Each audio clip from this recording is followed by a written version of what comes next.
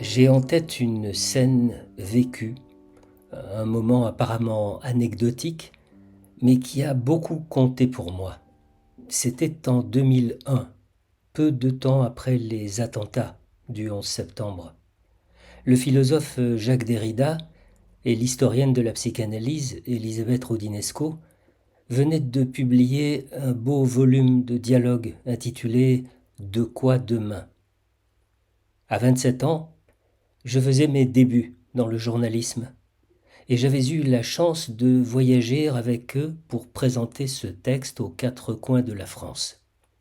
À Montpellier, la conférence s'était tenue devant un public nombreux, cultivé, intimidant. En fin de soirée, lorsque la parole fut donnée à la salle, une jeune femme s'empara du micro. D'une voix douce, déterminée, elle déclara à peu près ceci. Monsieur Derrida, je vous ai écouté attentivement. C'est bien joli tout ça, mais plutôt que de disserter sur le passé de la métaphysique ou sur l'avenir de la psychanalyse, ne croyez-vous pas qu'il vaudrait mieux s'occuper du présent, mener des luttes politiques, des combats concrets? Voilà ce qui devrait mobiliser la jeunesse. Votre livre, lui, finira comme les autres, sur une vieille étagère poussiéreuse. Alors, Derrida laissa s'installer un silence. Ce moment dura une dizaine de secondes, autant dire une éternité. Puis il s'adressa à l'étudiante avec tendresse et fermeté.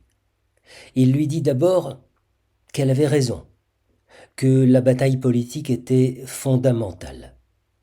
Il rappela ensuite ses propres engagements aux côtés de Nelson Mandela contre l'apartheid, pour l'abolition de la peine de mort, ou en solidarité avec les écrivains menacés.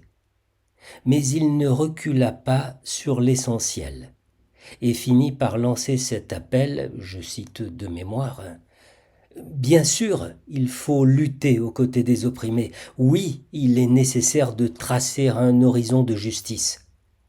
Et pourtant, mademoiselle, je veux vous convaincre qu'il n'y a pas de combat plus urgent que celui qui consiste à sauver les étagères.